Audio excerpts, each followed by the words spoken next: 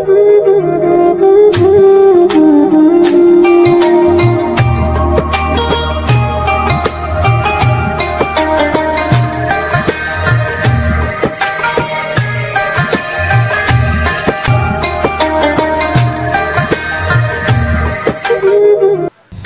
Allah Subhanahu wa ta'ala memerintahkan kepada para malaikat bersujud, maka para malaikat bersujud seluruhnya kecuali iblis. Iblis tidak termasuk daripada yang sujud. Kenapa? Karena dia sombong, karena dia merasa dirinya lebih hebat dibandingkan Adam. Oleh karenanya dia tidak mau bersujud kepada Adam walaupun Allah memerintahkan. Kemudian Allah melaknat iblis, mengusir iblis dari surga.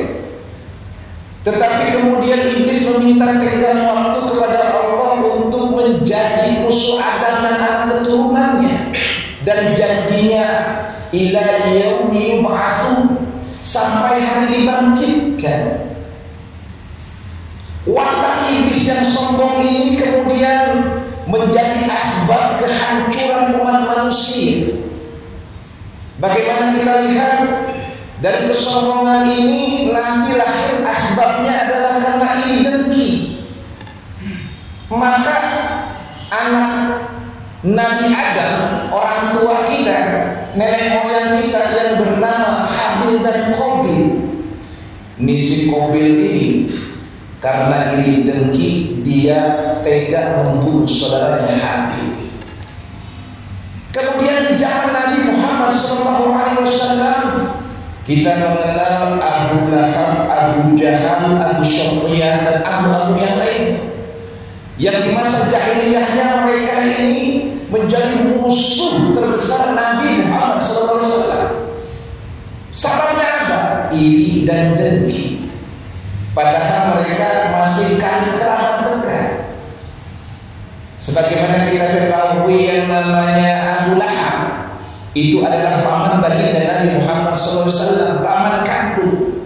Tetapi luar biasa permusuhannya terhadap Nabi, bahkan istrinya, sehingga Allah mengabadikan di dalam surat Al-Lahab. Kemudian di masa perjuangan para pejuang kita, para pahlawan kita, banyak para pengkhianat dari lingkungan keluarganya, yang mereka karena iri dan dengki kemudian mengkhianati perjuangan para pejuang-pejuang kita.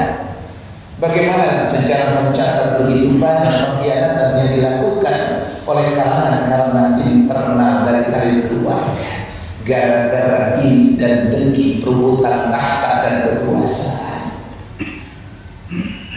Lalu apa itu hasud?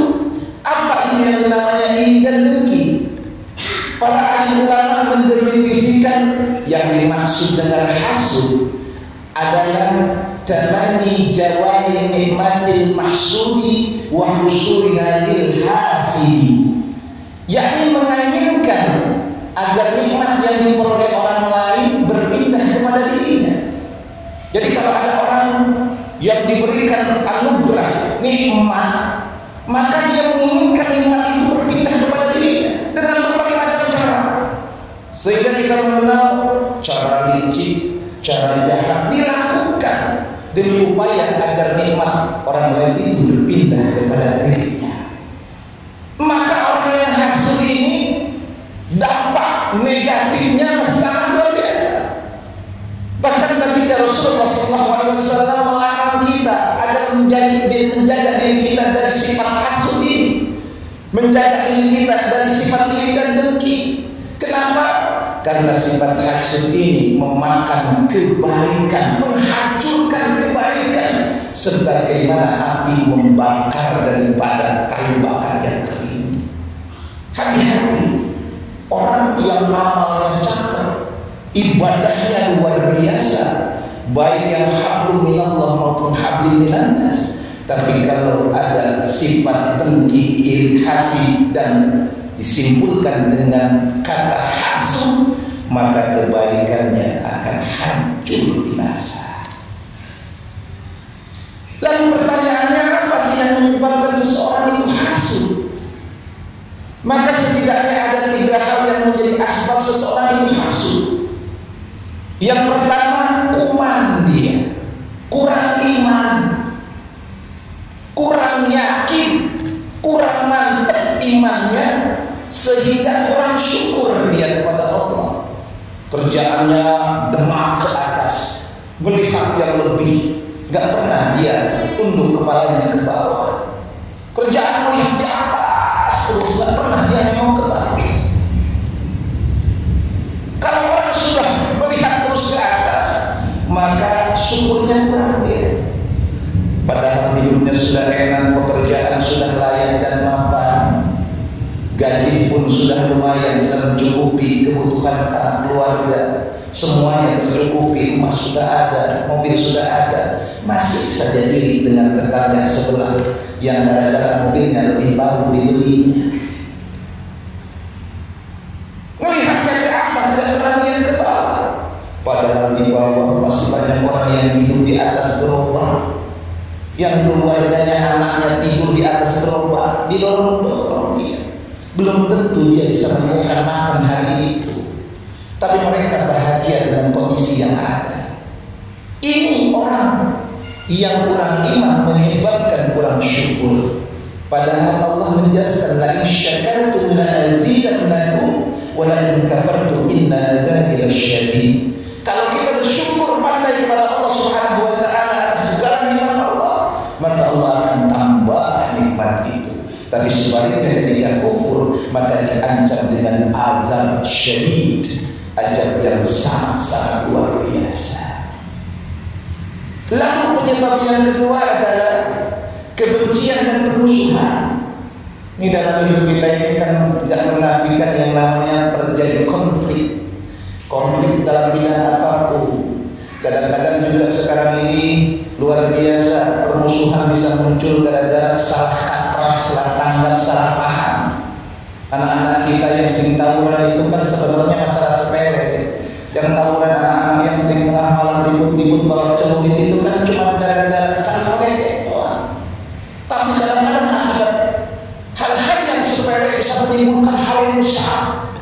Bahkan di media sosial coba kita lihat, gara-gara sebuah kalimat maaf goblok dipecat dalam artian mengundurkan diri dari jabatan yang sangat luar biasa yang diamanahkan oleh presiden, walaupun dengan kesadaran sendiri. Itulah hati-hati kita ketika muncul kebencian dan kedengkian. Kalau kita tidak ada benci dan dengki, mungkin tidak ada permusuhan, kalimat-kalimat seperti itu aman-aman saja. Karena di daerah-daerah saya di Jawa Barat, kalimat-kalimat binatang luar sesama teman biasa saja, tidak tertanggapi. Tetapi karena ada kebencian, ada permusuhan, maka kesalahan kecil berubah menjadi hal yang besar bagaikan bola salju.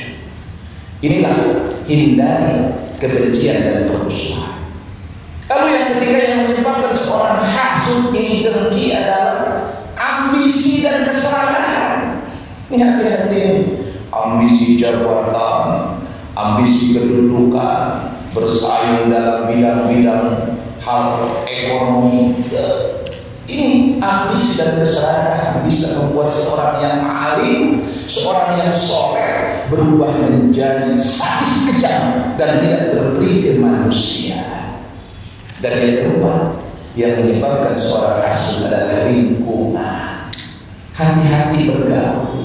Jangan bergaul dengan tukang pandai besi, kita akan tercepet apinya. Tapi bergaullah kita dengan tukang minyak, maka insya Allah kita akan mendapatkan wanginya.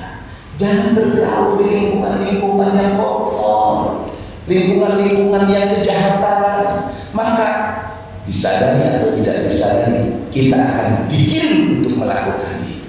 Bergaullah dengan para ustaz, para kiai, orang-orang soleh, orang-orang alim.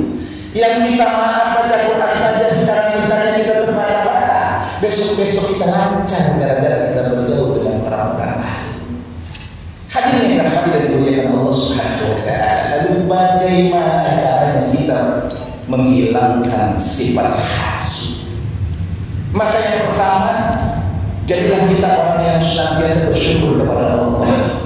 Bersyukurlah dalam segala hal Karena nikmat Allah ini gak terhingga dibandingkan ibadah kita. Coba kita bayangkan berapa jam dalam sehari kita beribadah kepada Allah. 5 waktu kali 5 menit kalau hari biasa misalnya. Kalau sholatnya agak berjamaah 10 menit dah. 5 kali 10 cuma 1 jam kita diminta untuk beribadah kepada Allah.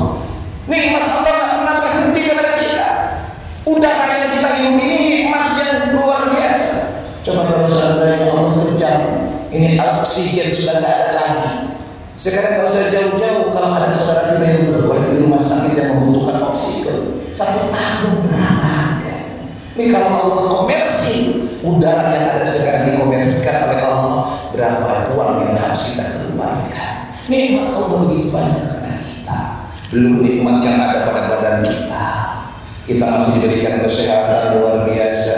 Coba kalau seandainya satu tuh di ujung, yang paling di dalam itu Allah cabut nikmat kesehatannya, giginya sakit, baru terasa ya Allah, ternyata hanya baru sekedar gigi hilang sakit gigi ini aja, itu sudah uring-uringan kita.